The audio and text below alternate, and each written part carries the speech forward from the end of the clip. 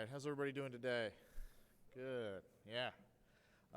Lots of good stuff this morning. Hope you all enjoyed the first part of the business summit there. Just want to give a special thank you to our room sponsor, Pittman Engineering out of Watkinsville, for hosting the room today. We'll have another breakout session in this room. We give Chad the main stage, so we have to kind of stick him back in the corner here just to kind of keep him in check. But probably don't need to introduce him as much. You guys have heard him talk all morning. He is a partner, owner of a tax shelter here in town, has a podcast with Josh Melton. What do they call you, the serial CFO? All right. And I will hand it over to him.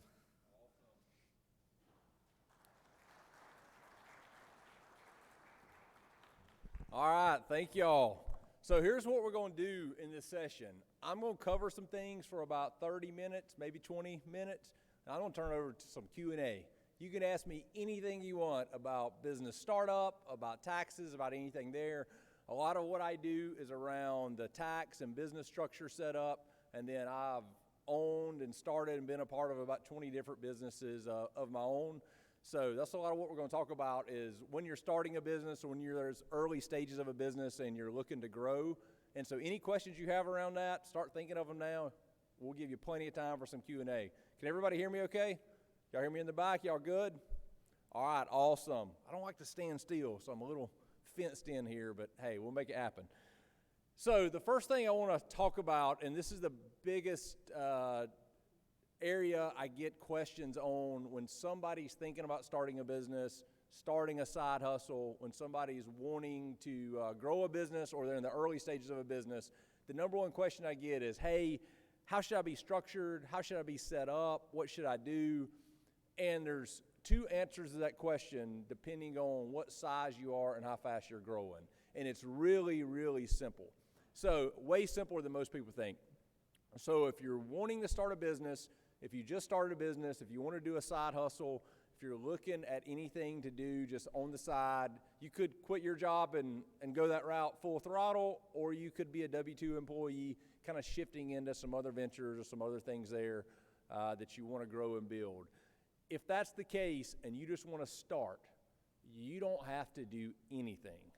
You don't have to sign up. You don't have to register. You don't have to have a business license. If you want to start a side business, if you want to start doing something online, if you want to start pressure washing people's houses, if you want to start painting, in the beginning, you can start up for zero money, zero registering. You don't have to have a business license for a lot of businesses. You don't have to register with the state. So it is as simple as just getting a business card or going or knocking on somebody's door or getting a website, and you can start operating as somebody performing a service or a product. And that works in the beginning. Costs you zero money, costs you zero time. You don't have to pay somebody in my profession. You don't have to do anything. You just start. It's all under your social. It's all under your name. When you get to the end of the year, you file it on your personal tax return. It's pretty simple. Hey, what are my income? What are my expenses? Boom. So it's pretty easy, right? Pretty simple to do. Now, that is the starting point, and it gets really important to understand this next step. Because if that is all you do, or that is all you ever do as you start to grow, you're going to pay a tremendous amount in taxes. So what happens in that scenario? Two things are really bad in that scenario. There's some good things. You save some money. You don't have to pay anybody to get started. You can bootstrap it from the beginning, get it going. But once you start growing, once you hit $5,000, $10,000, $15,000 in revenue, and I mean over the course of a year, so it starts pretty low. You're making $1,000, $2,000 a month. Then it's time to change. It's time to look at some other options. And what you want to do is you want to look at the next step is what's called an Llc S Corporation. If you don't do this step, if you start making $15,000, $20,000, $30,000, $50,000, $100,000, it's under your name, it's under your social, it's that simple startup I'm telling you about, you're going to pay about 45% in taxes. And here's how that works. This crushes people. Whether you're self-employed, whether you're doing it on the side, whether it's a full-blown business still operating that way, that's fine. but you're paying a ton of taxes, so you need to change. And here's how this works. Most people in this room will probably fall in the 22 to 24% federal tax bracket. Georgia's a 5% state. That puts you at about somewhere between 26, 28%. And the kicker with the setup where it's just under your social and you haven't done anything else is you pay Social Security and Medicare tax. That's 15.3% on all of your profit. So you quickly get to a 40 to 45% tax rate under that structure. So why you can start that way and why you can get started really easy, once you start growing, I always recommend shifting to an Llc S Corp in most cases. Partnerships, and a lot of times, one of the partners or both of the partners still pay self-employment tax. So we're a much bigger fan of the LLC and the S Corp. And what that does, that gets you the liability protection of being an LLC. So it gives you a veil and an umbrella of some liability protection. It's not bulletproof, but it does offer you a little more protection. It gets you a legitimate registered business with the state, and it cuts that 15.3% out. People pay Social Security and Medicare tax, businesses do not. Now, as you're growing, there's some other things that come into play, but that's the starting part for any of you that have businesses or looking to start businesses, or you're looking to grow into your business, getting larger. You can start for little or no money, but very quickly it gets expensive from a tax standpoint to the tune of like 45%. So if you're in that boat or if you're going that direction, you want to do the Llc S Corp. It's really easy to do. You can pay somebody like me to do it, or my firm. We charge about $700 for the turnkey thing. It's a one-time setup. You're done forever. You can pay LegalZoom. I think they're $400 or $500. You can do it on your own. You can go to the Georgia Secretary of State website. You can go to the IRS website. You can set all this up for around $200 on your own. It takes about 2 weeks, and it's not very complicated. It just takes a little bit of time. So that's the first step, is understanding the structure behind what you can do in a compliance standpoint and what you should do from a tax standpoint.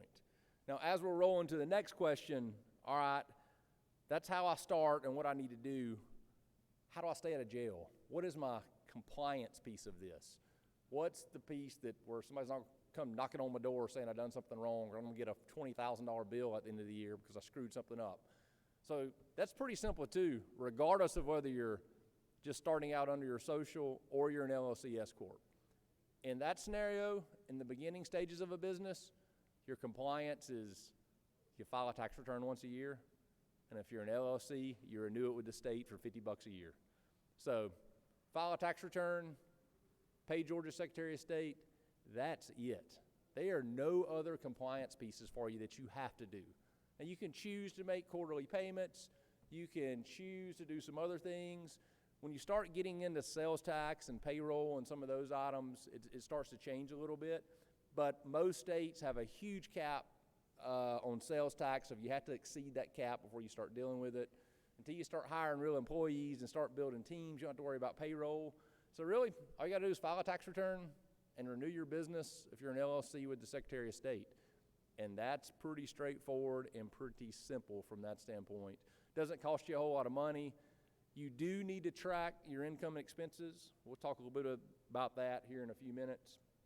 So to stay out of jail, file your tax return once a year and pay Georgia Secretary of State. And you're ready to roll from a business standpoint, from a young business or a startup business. Now, this is the biggest question I get once people are operating. They're like, oh my God, what all can I write off? Now I figured out, hey, I don't like to pay taxes when I make money. Business owners, if they're not careful, pay a lot more taxes than a lot of other people. Taxes don't come out of my paycheck, so I got to deal with it at the end of the year. And what can I write off? What all can I do to mitigate that? So this is the fun part about what I do, and this is the part I love the most, is getting creative, and it's a bit of a cat and mouse game with Uncle Sam. So yeah, you got two types of expenses. You got direct expenses and you got indirect expenses. So direct expenses are pretty easy. These are things you can write off. Let's go back to my pressure washing example. Let's say you own a pressure washing business. You can write off your pressure washer. You can write off chemicals. You can write off hoses. You can write off waterproof boots. You write off your gas to run the pressure washer. Anything direct expenses wise, you can write off. If it's an online business, you can write off your website, your Etsy fees, your internet, you can write off anything, your products you're selling, anything you're spending from a direct standpoint, you can write off, and those are pretty straightforward. Everybody kind of knows, hey, business expenses that I spend on my business, I get to write off. But here's the big win. The big win for you from a tax standpoint is around indirect expenses. Indirect expenses are all the places where you really get to save on taxes and make a tremendous difference moving the needle and keeping more money in your pocket. And what indirect expenses can we write off? What all exists out there? Cell phone, that's something you're already spending now. You get to pretty much almost 100% write that off in any business nowadays. You got to have it to operate. Home internet, home office, percentages of your landscaping, any decor, coming to conferences, taking trips that you can work into a business relationship standpoint, buying a vehicle, buying fun stuff that you can incorporate in your business, trailers, UTVs. In some cases, I got some businesses that have figured out a way to write off a boat. So there's all sorts of indirect expenses that you don't have to operate your business, or they're not directly going to that side of your business that you're starting to figure out how to take against your business that you want or that you're spending anyway. And that's where we win from a deduction standpoint.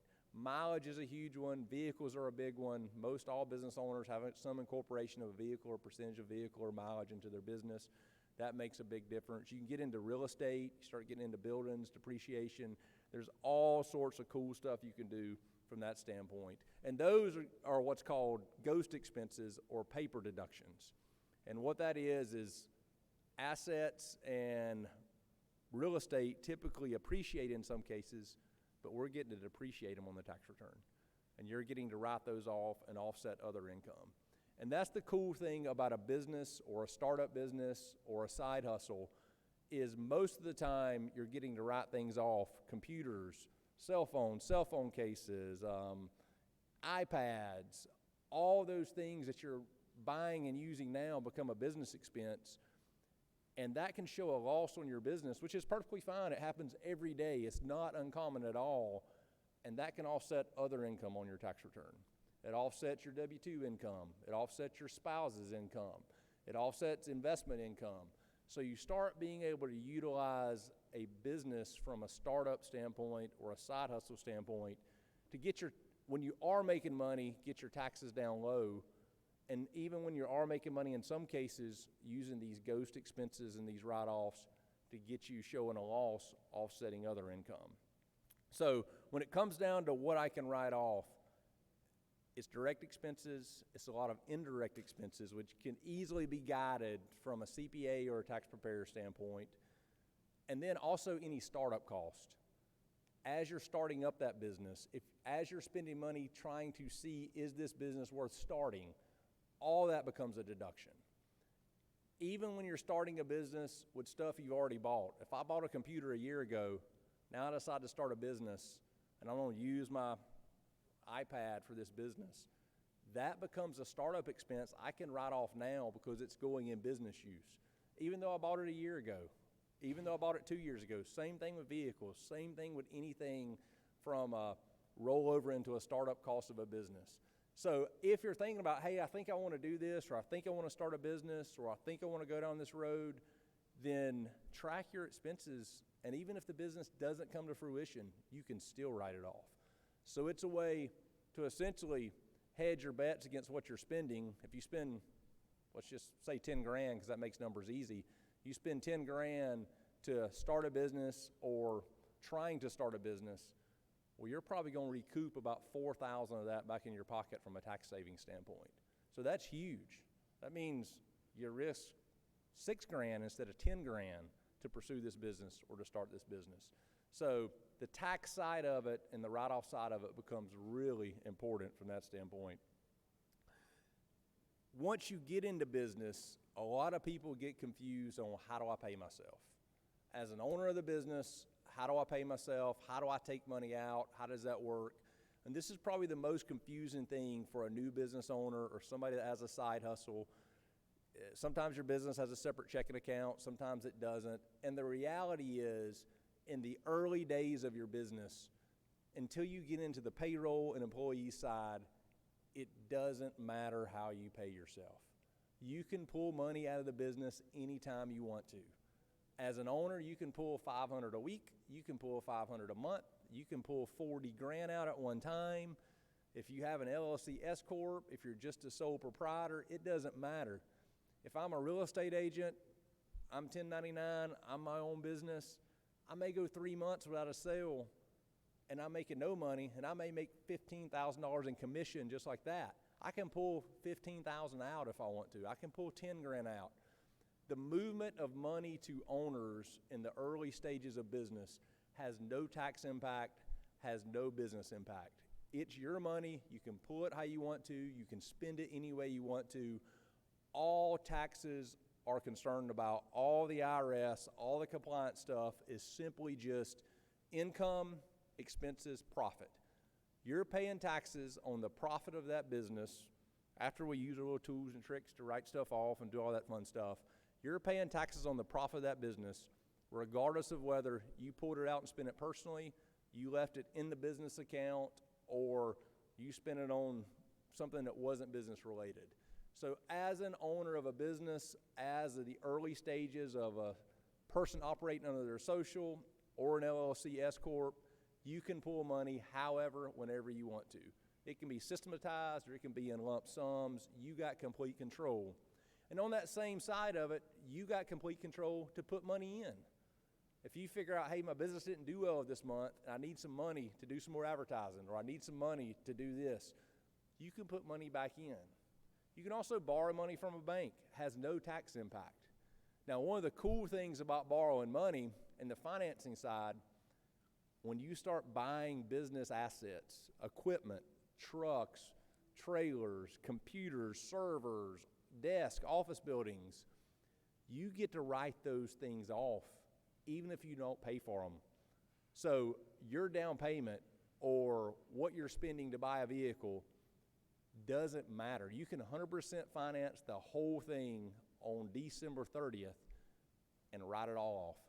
So from a vehicle standpoint, if I'm looking at a business profit of 50 grand and I go down to Athens Ford and I buy a Ford truck that's 50 grand, I finance it in December. I ain't even made a payment yet. I didn't even do a down payment. I financed the whole thing. I wiped out my $50,000 tax burden just like that by buying a vehicle and writing it off in 1 year. And there's a lot of things you can do that with. So I was able to keep my money in my pocket to put back in my business to grow my business. So it's a way you can leverage financing and banks and debt to do things from a business standpoint to save tremendously on taxes and to write things off, but not cost you any money or not come out of pocket any money right now. Now, obviously, you got to make the payments and you got to deal with all that. So it needs to be a purchase that helps you grow your business. And that's something I want you all to understand. I see this screwed up all the time. People get to the end of the year, they go out and spend money and say, hey, I need to save on taxes. I'm going to spend some money. If you don't need it or it doesn't help you with your business, you're spending $1 to save 30 cents. So don't go spend money just to spend it. Make sure you need it, want it, you can use it to grow your business. Going to buy a vehicle to save 20, 30 grand in taxes is awesome, but you're spending 50 grand still. So make sure, or you financing 50 grand, make sure you need it and want it, and it's something you can leverage to grow your business before you start spending money just to save taxes. So that's somewhere that kind of gets confusing as early stages.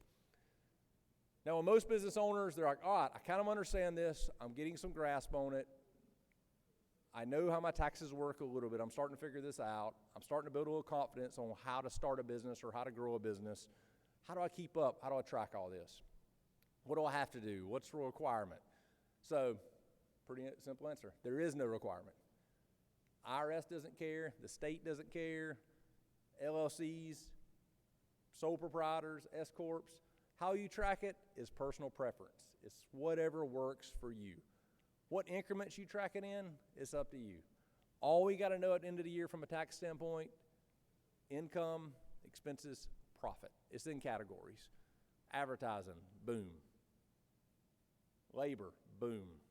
Supplies, boom. That's all we need from a tax return standpoint from a business. Now, how you track those numbers, it can be an Excel spreadsheet, it can be QuickBooks, which I'm a huge fan of. QuickBooks has an app, there's an online version, it's pretty simple, it's user-friendly. If you're tracking mileage, there's an app called MileIQ. There's a ton of different softwares out there, Wave, there's all sorts of small business software that'll help you track it. But honestly, it's only as good as what you put in it. If you work better on a spreadsheet or you work better on a notebook in your car, that's fine. It's whatever you'll use to track your income and expenses and categories. And it's, you create the categories you want. We can convert them to tax return portions. So you may call it advertising, we may call it marketing. It doesn't matter. We know how to break those out from a tax standpoint and the categories they need to be for the end of the year. So you can track those however you need to, however you want to from a tax standpoint. It's really, really simple. And that's the biggest piece too, is most people don't take the time to track their expenses. You spend way more than you realize. The $9 at Office Depot freaking adds up a lot. The Amazon purchases, all those things. Just think about, hey, everything I'm tracking puts 30 to 40 cents of it back in my pocket. That's a pretty good incentive to track your freaking expenses.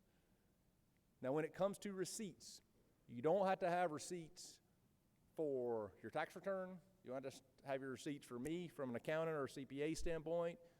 You don't have to do anything with your receipts unless you're audited. That's where the IRS still hasn't transitioned all the way to credit card statements or bank statements. Credit card statements are awesome.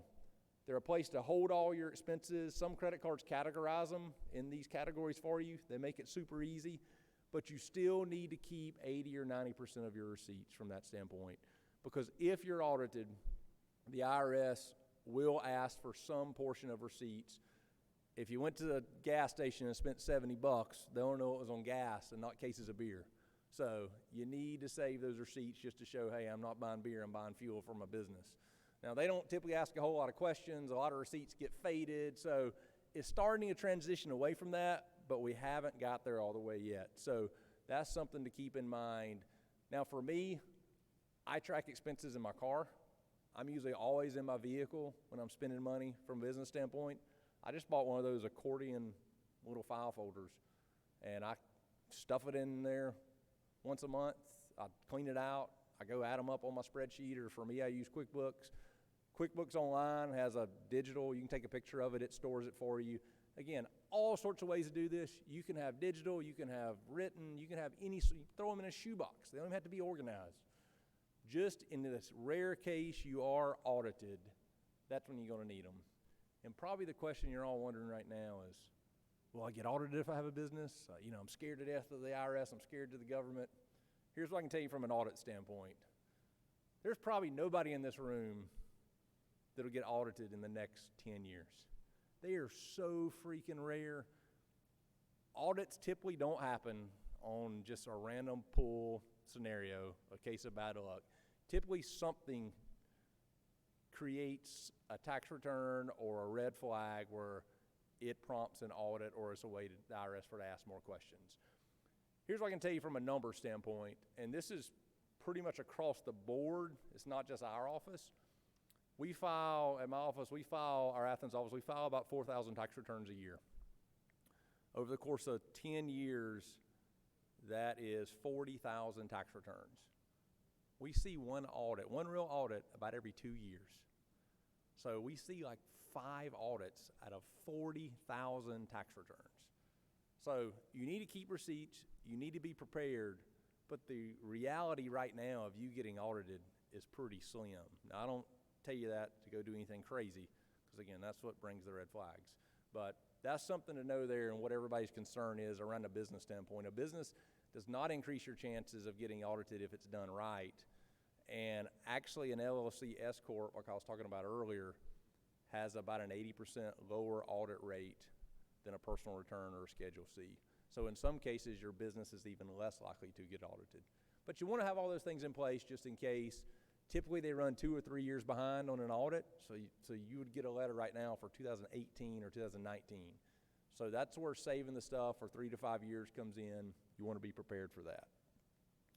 Now, as we transition away from startup and compliance and what can I write off, the next thing to start thinking about is, how do I plan for the future? How do I grow my business?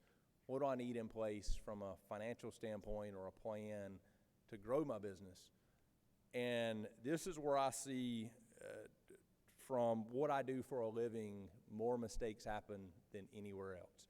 Most people can get this first part covered, but they get in, they get busy, their business grows faster than they want, and 3 years later, they've got a business they don't even want. It went a direction they didn't even want to go. It's not the life they set out to live from this side hustle or this business standpoint. So what I'll tell you, as you're starting a business, as you're in the early stages, create a strategic plan. Have a 3-year plan. Have a 5-year plan. If you don't determine how your business grows, it will determine how it grows, and it's going to freaking drown you. If you're sitting here, you're an overachiever. Your business is probably going to win. You're probably going to get more customers and more business than you expected. You're probably going to charge less than you think you should. So before you know it, you are drowning in customers and not making a ton of money. That is like a business owner's Achilles heel and nightmare. So stay away from that. You create a strategic plan, you create the budgets, you create the growth strategy, you figure out when it's right to tell customers yes or no. If you do that, you will be way more successful in the first 3 years of a business than most people are in 5 or 10 years of their business, because it does crazy things and it can create an awesome life, or it can create a lot of freaking stress and struggle and be a mess. And that's why you see a lot of entrepreneurs stressed out. That's why you see them working on Saturdays. That's why you see them like their family's getting pissed off. Customers can't get them on the phone, can't get stuff done. They didn't strategically plan how their business is going to grow, when their business needs to spend money. And here's another big one, cash flow. When is money coming in? Josh, y'all seen Josh on stage. Josh and I talk about this a lot. Josh and I have a commercial cleaning company together. Back 15 years ago, we had 2 separate companies. I had a cleaning company, Josh had a cleaning company. Josh transitioned from residential cleaning to commercial cleaning. Well, Josh and I weren't business partners. Josh didn't have a whole lot of experience in what we're talking about right now. When you flip to commercial clients, you get paid on 30 to 45 day increments. Your cash flow changes tremendously. When Josh and Kim had a business cleaning houses, they got paid every week. When they changed to commercial cleaning, they went 45 days without getting any money. They still had payroll, they still had supplies, they had fuel they had to put in their car, they had insurance, they had all those business expenses. They had $20,000 of business expenses in 1 month, and nothing came in the door because everything transitioned to a 30 to 45 day pay schedule. For some people, for UGA here, you better be prepared to wait 60 or 90 days. Now, they're awesome. Government entities are awesome. They pay you, but it is on a whole different schedule. So as you're creating the strategic plan or the budget for your business, understand the timeline and cash flow of when your customers are going to pay you. Understand when your pressure washer is going to wear out and you're going to have to buy another one. Commercial pressure washers are 10 grand. I need to be planning right now, hey, if I grow this business the way I want to, in 18 months, I got to spend another 10 grand on a pressure washer because I got to buy another one, or I got to replace the one I have, or I got to grow a second crew of a team pressure washing. So this is where that strategic plan, this is where that budget comes in. This is how you determine what the future looks like. It doesn't determine it for you. And that's a huge place that 90% of the people I see going into business screw up, because they don't even really think their business is going to make it. They don't think they're going to be overwhelmed with customers in the first year, and it happens almost every time. Which brings me to my last topic before we go to a Q&A session, and that is around treat it like a business. If you treat it like a hobby, if you treat it like a side hustle, if you treat it like, hey, I'm just a person out selling real estate, or I'm just a person out pressure washing, or I'm just a person out painting a house, it will always be that. If you treat it like a business, if you own it like a business owner, if you go into everything like it is a business decision, it will drastically be way more successful than if you just treat it like a hobby or something you're doing on the side, or you're just a person doing this. I see it so much in a lot of the spaces. Like real estate's probably the biggest place I see it is, I'm just a person selling real estate. If you look at it that way, you're never going to sell $200,000, $300,000, $400,000 worth of commission in your pocket a year. You're going to do $30,000, $40,000, $50,000 a year because that's what a person selling real estate does. If you approach your real estate as a business, you will sell millions of dollars of real estate. You'll start figuring out how to build websites and SEO that drive traffic to you. You'll start figuring out, how can I make my name a brand? How can I grow something bigger than myself? How can I grow something I can sell to somebody? A client list or a future or opportunities for somebody else, for my employees that I want to build. Even if it's a side hustle, even if it's something you're thinking about doing out of your house on the side. I mean, for God's sakes, I just set out to build my own house at one point. And a year later, I had a construction company, and we were working, I had 9 employees, and we were working 365 days a year building residential and commercial construction I'm a freaking accountant. I never intended to start a construction company, but I went into it with the mindset of, if I'm learning this, if I'm going to build one house, let me approach it like a business and let me see what happens. And that's the difference in massive success in what you're starting or what you're thinking or what you have in place now. So that's a piece I'll encourage you. Treat it like a business. Come to business conferences. Go to the SBDC. Learn about business plans. Go, probably one of the best places you can go to treat it like a business, no matter what you're thinking, if you don't even know anything. Go to Shark Tank's website and fill out their application on the business plan and what it takes to turn in to be on Shark Tank. It makes you think through everything in your business. You had to have all these plans, there's so much to it, and you're like, oh my God, I can't believe I haven't thought about this before. Oh my God, I've had my business for 5 years, and I've never looked at any of this stuff.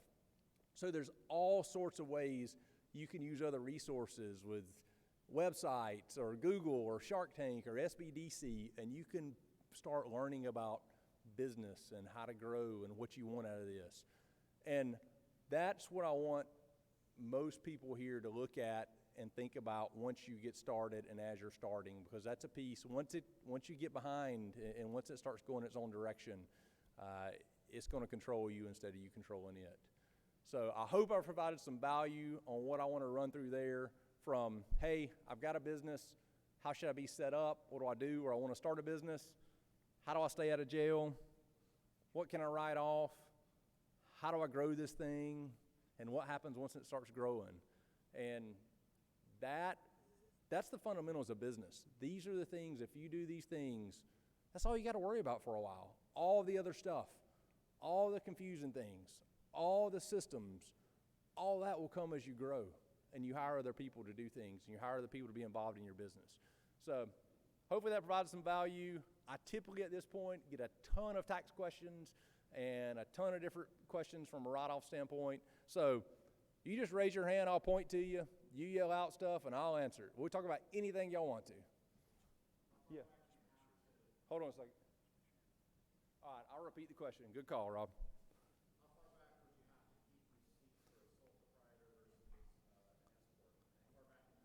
It's actually the same. Typically, they run on a 3-year statute of limitations, but there is some things they can get their claws into to go back a little more. So I tell everybody, keep your stuff for at least 3 years. 5 is better. Anything over 5 years, tax returns, receipts, business financials, trash that junk. That's history. You don't need it anymore. Yes?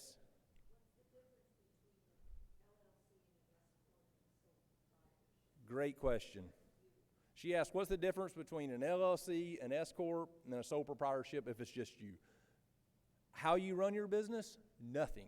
It is tax structure and liability protection.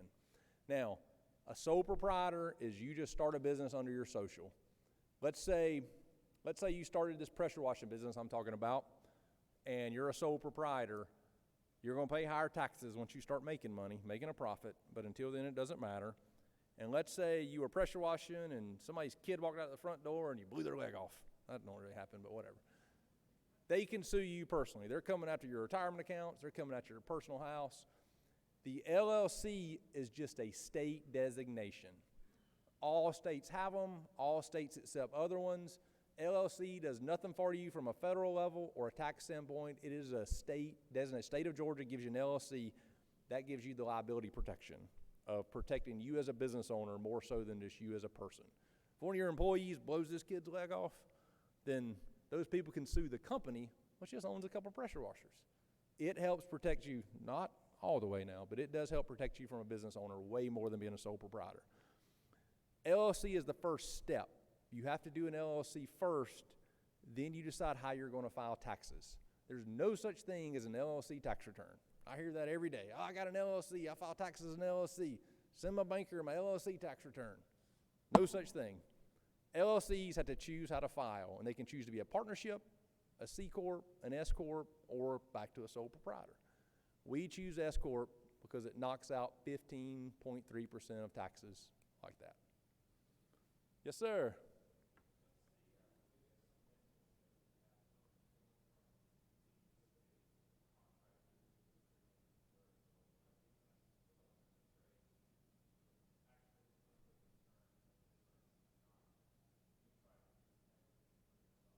So what's the biggest mindset shift from going just an independent contractor, I do this service, to actually being a business and not doing it all yourself and being looked at as a business? The first step, honestly, is deciding I'm going to be a freaking business.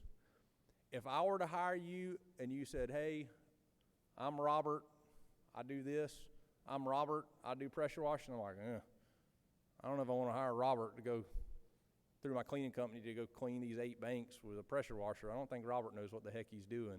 But if I call and you're like, hey, Classic City Pressure Washing, how can I help you? I'm like, do you clean banks? Yeah, man, we're a business. We clean everything. I'm like, all right, I feel pretty good about Robert's. It's the same business. How you sell it, how you, from a mindset standpoint, approach it is the first step in getting more business and growing it like a business. The second step is deciding, hey, do I want to trade my time for money, or do I want to leverage my knowledge and my equipment assets for money? Because if you're just going out pressure washing, you maybe can do it on Saturdays because you have real estate investments that take up the rest of your time, or you sell real estate, or you have another job. So you're like, oh, I can pressure wash 2 houses a week. Well, if you decide, you know what, I'm going to spend some money, I'm going to hire some people, I'm going to do some things, I'm going to do some advertising, I'm going to try to build it where I can clean 5 houses a week or 10 houses a week. It's just deciding to do it. It really is as simple as just making a decision that, by God, I'm going to have a business, and I'm not going to be Chad the pressure washer. I'm going to be Chad that owns the pressure washing business, Chad that owns the commercial cleaning company, not Chad the cleaner. It's just that simple. And it doesn't take anything else on your side other than just mentally deciding that's the way I'm going to brand myself, that's the way I'm going to approach the mindset of my business. Yes, sir.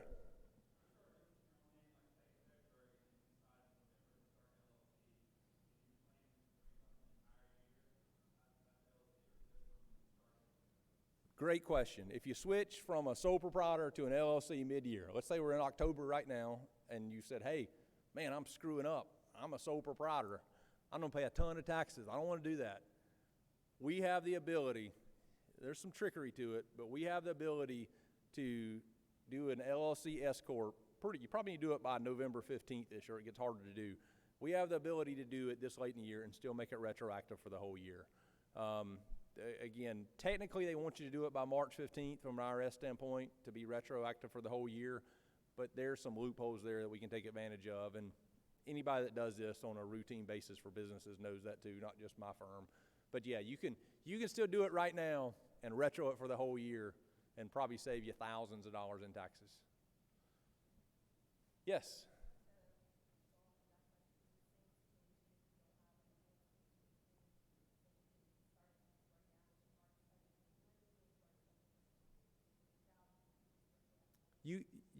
You can make it, if you're doing things now and you want to do an Llc S Corp now, you can make it retroactive. In most cases, you can keep your same name. You can keep everything the same. All you got, as long as the name is not taken with the Georgia Secretary of State, you're good. You got a couple things going on. You got IRS, that's the tax part we want to save. You got the state, which to be an LLC, you got to have your own name or a unique name. It can be something creative, or it can be Chad Brown LLC, or it could be Athens Cleaning Company LLC. It doesn't really matter as long as it's not taken. And you can search for that at the Georgia Secretary of State. It's got a business name search. As long as somebody hasn't taken it, you're good. A lot of times, even if they have, we just add something to the end. We say, Chad Brown's a pretty common name. I probably can't get Chad Brown LLC. If I get Chad Brown of Athens LLC, and I just call myself Chad Brown Business. So that works. Now, the other thing to know is it's really easy to retroactive. It's really easy to keep the same name. It's really easy to just keep doing everything the same. You're just tacking on pieces to the puzzle. Yes? Okay.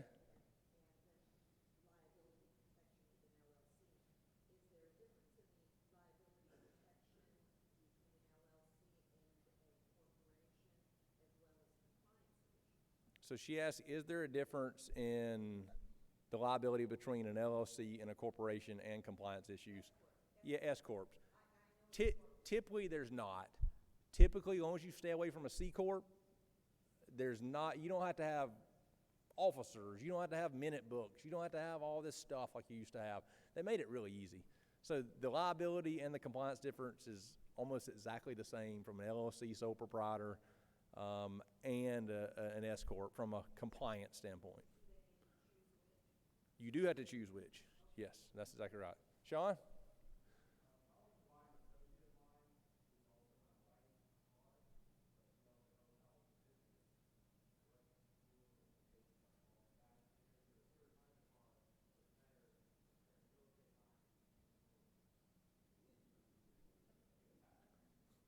All right.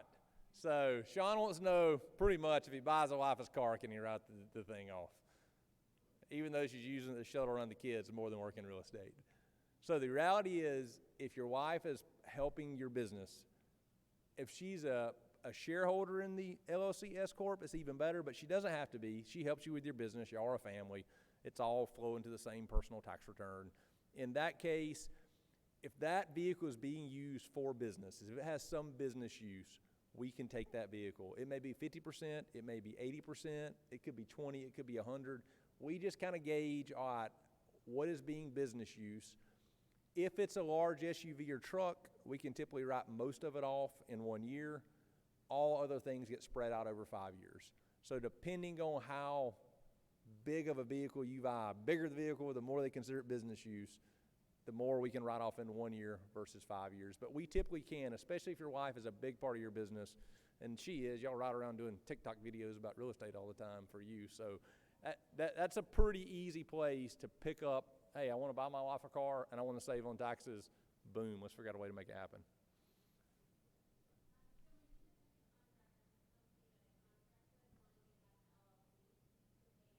Yes.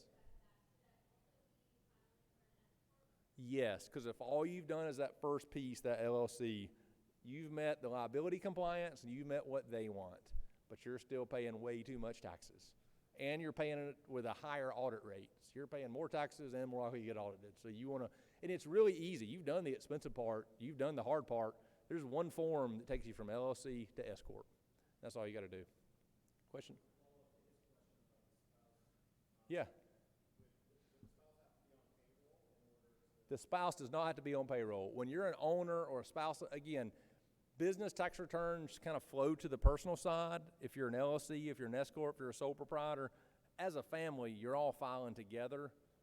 Again, ideally the spouse, if you wanted more protection, would be some sort of owner or some sort of part of the business, but it doesn't have to be.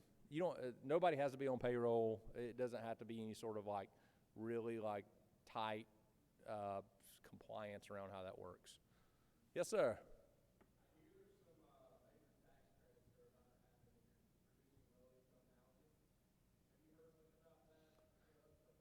There's a lot of stuff going on in the tax world right now. We got Biden proposals everywhere. People are freaking out. Capital gains. There's a lot of stuff going on. Here's one thing to know. Things aren't going to change that much. If you make under 400 grand, things probably ain't going to change at all for you. They may get better. So there's lots of proposals. There's lots of speculation. They start here in the hopes of negotiating down to here on both sides. So they'll be like, oh, we're going to raise tax rates way up here, or we're going to give all these credits here. In reality, it's all going to come down to somewhat similar to what we have now, but they use taxes to incentivize stuff. Right now, they're using taxes to incentivize low-income housing. There's tax credits on the state and federal level around low-income housing, and they are huge. There's opportunity zones where you don't pay capital gains, you can roll money into. There's the credits, and those credits are big. From a state standpoint, you can sell those credits. From a federal standpoint, you can't, but if you do get into that type of development, or if you are involved in an LLC that has that type of development, yeah, I mean, you can, I mean, some of those credits are, I mean, they're like 2x. I mean, $100,000 gets you $200,000 in credits. So when they decide to incentivize stuff, it starts changing pretty fast. That will happen. That will, in my opinion, under our current administration, we'll start to see more of those things. But right now, some of it's just in these bills as proposals, and it's going to change a little bit. But those type of credits are definitely going to go up and are in place of changing right now.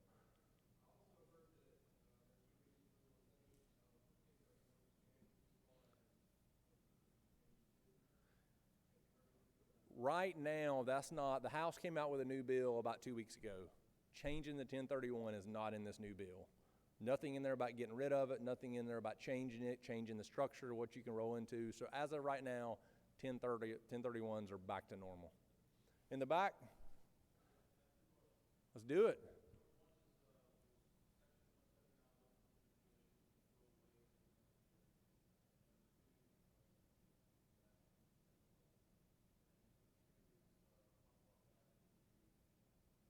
Awesome question. So 179 deductions. What 179 is what I was telling you about earlier. You can buy a vehicle and write it off in 1 year. Vehicle, equipment, fixtures, leasehold improvements, all those things fall under 179. The 179 deduction right now is $1,080,000. If I go buy $1 million worth of vehicles to start a plumbing company and buy a bunch of vans, or I go buy $1 million worth of equipment because I'm going to start a grading company, I can write it all off in 1 year, even if I finance all of it. So if I needed to write off $1 million in income, I could do it through 179 deduction. 179 deduction is not scheduled to change. It's not scheduled to do anything different under any of these proposals. Let me answer the second question. I'll come back to you, Trey. Give me a second. Your second question was around how far back can you amend or change tax returns? You can amend and go back up to 10 years, but they'll only give refunds going back 3 years. If you change something that gets you more money, you're only going to get it for the prior 3 years. You can amend 5 years ago and get back another 20 grand, they ain't sending it to you. They cap it at a 3-year amendment or change for refund and a 10-year amendment in general. But you're not going to go back and amend if you owe money unless they make you. So typically we just go back 3 years, and if they say we owe money for something or somebody, we verify it, that something got left off, and you just pay them. You don't have to go through the cost of amending. Trey, what you got? Yeah. There is, SUVs have some different rules. Luxury cars have some different rules. And it depends on how you use it in your business and what additions or logos and stuff go on it and different things, or if you have roof racks that you use for your business. But typically, if you're just saying, hey, I'm in the financial advising business and I want to buy an SUV, you're probably going to be capped at 25 grand in year 1 and then pick up the rest of it in years 2, 3, and 4. So if you went out and bought a $60,000 Suburban, we probably are not going to be able to pick up all 60 in year 1, but sometimes we can find a way to do that. So it's a per situation basis.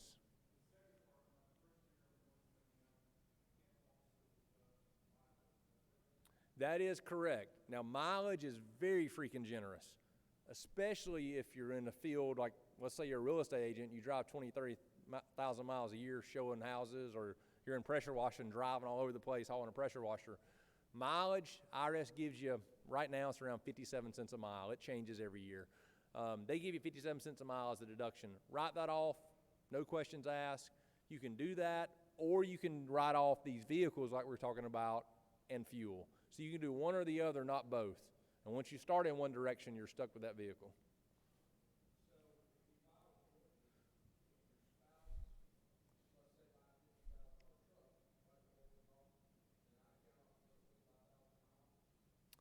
If you have two separate vehicles and they're both some sort of business use, yes. One vehicle can be mileage, one vehicle you can write off. So you can mix and match. But now you got to, once that vehicle is mileage, once that vehicle is depreciation, you got to stick it with that vehicle. You trade it in or sell it, buy another one that starts over, you pick how you want to do it. Yes, sir.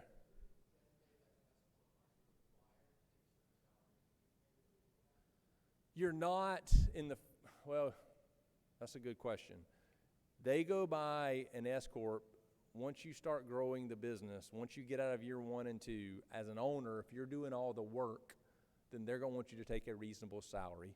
And you're going to want to do that because you're going to want to pay at least some into Social Security and Medicare. So what we usually do is if it's just a single owner company or it's a small company with a few employees, we say, okay, let's portion out a percentage for payroll for the owner where they're paying some stuff into Social Security and Medicare. Let's take the rest as distributions and let's save that 15.3% on the rest. There isn't a reasonable salary requirement.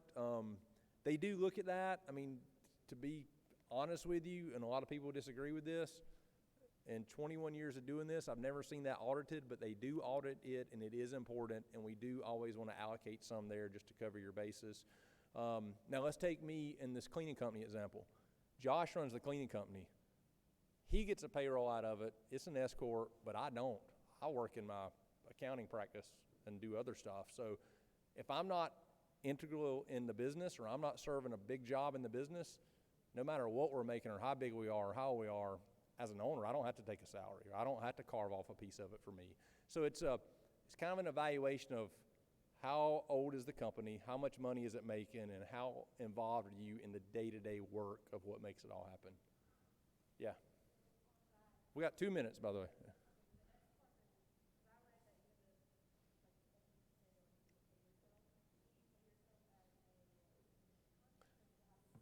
You can. Payroll sucks. Running real payroll, going through all the stuff every time you run a payroll, you got to send stuff into 5 different entities, and you got to run through a payroll subscriber or an ADP or something like that. It's complicated. It's expensive. It's a lot. So what you can do, if you're not a huge business, if you don't already have payroll and stuff, you can get to the end of the year. You can carve out. Let's say I'm an S Corp and I make $100,000.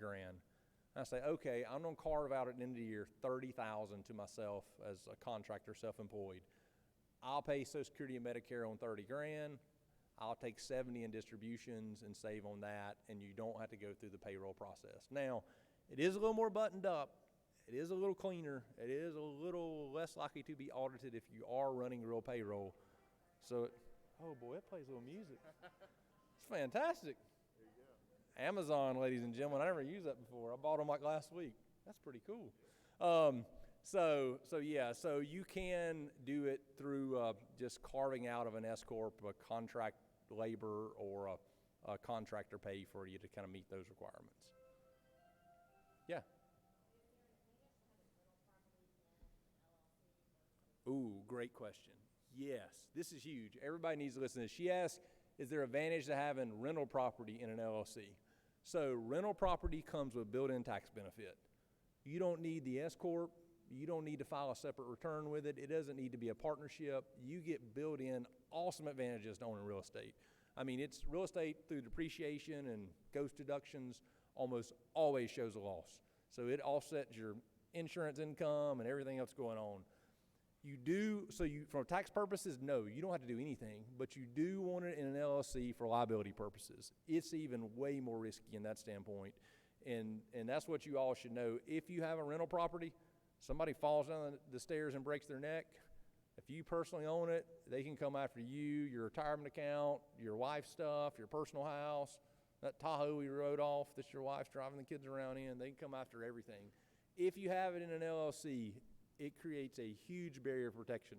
So you take the LLC and you combine that with insurance that you all offer, and you're pretty buttoned up from a rental property owner standpoint. It's from a liability standpoint, it goes to almost impossible for it to be a scary standpoint where you as an owner, unless you're negligent, unless you went over there and knocked a board off the stairs and then walked away and let somebody fall down or something.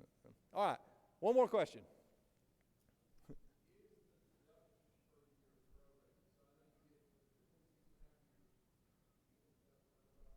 That's right.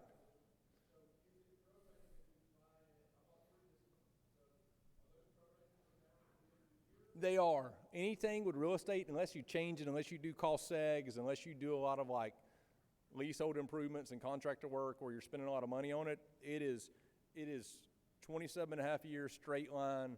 You divide what you pay for it over 27 and a half years, and you get that much per month.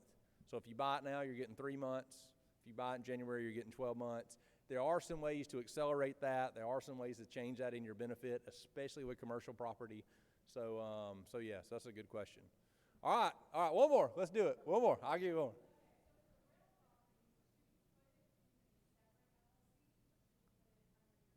All right, that's another great question. I get this one a lot. I like that. It depends on how far you want to go, risk versus headache and cost. Ideally, in a perfect buttoned-up world, you would have each property in its own LLC. You'd have insurance on it. You'd have umbrella insurance. You'd have all this stuff. You got all these different bank accounts, all these different tax returns. At some point, it's just too much than it's just worth dealing with. For me, I usually bulk 3 to 5 rental properties in one LLC for me personally. I say, hey, I know if I had them all in separate ones, they'd be more protected, but it's just too much for me to deal with. I'll put 3 or 5 in one LLC, and I know somebody falls down the stairs, they can sue the LLC. It owns 3 other houses. That sucks, but the odds of that happening is pretty slim, but at least I'm protecting myself personally, and I'm not going through the headaches. So it's kind of that, how much insurance do I buy? How much headache do I go through to really be buttoned up, protected in a worst case scenario? That's personal preference. I got some people that want every one of them in their own LLC. I got some people that will have 20 in one LLC and wrap all sorts of. An LLC also, an LLC can also own rental property and a business in there, same thing, and you can be a real estate agent in the same LLC. You can run all sorts of stuff through one LLC. Your wife can have a business that's run through the LLC. So you can wrap as much into an LLC as you want to. Again, from a tax standpoint, from what I do, it doesn't matter. But from a liability standpoint, it does matter. All right, y'all been awesome. Thank y'all very much.